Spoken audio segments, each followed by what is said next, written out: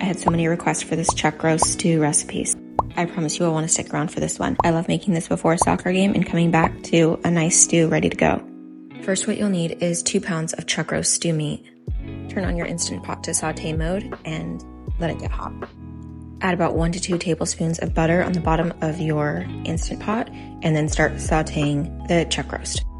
Once all sides are browned, go ahead and take your meat out and put it into a bowl and just set it aside. I like a lot of onions, so I use a whole onion and then I chop it up. Once that's done, your Instant Pot should still be on saute mode, so go ahead and add those onions back into the Instant Pot. If you want to be lazy like me, this is what I started doing after I made this a few times. Saute the onions and garlic first, then add in the chuck roast on top of it. It makes for a little less time and a little less dishes. Anyway, if you do it like this, then you're going to saute your onions for a while until they're nice and brown and then add in your garlic.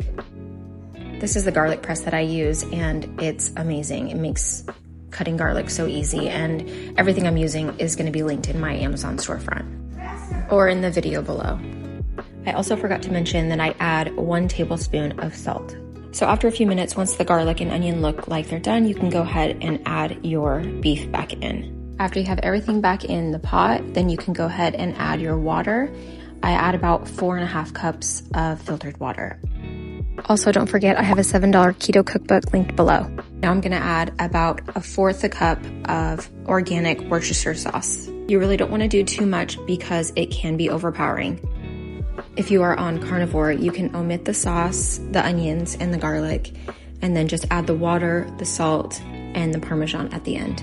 Once that's all in, you can go ahead and put on your lid and start your time for 1 hour and 10 minutes on high pressure.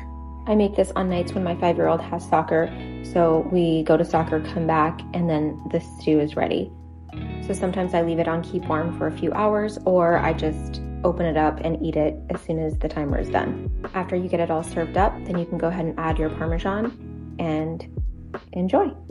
If you would make this recipe, please comment below and let me know what you think. Also, please like and subscribe for more recipes like this.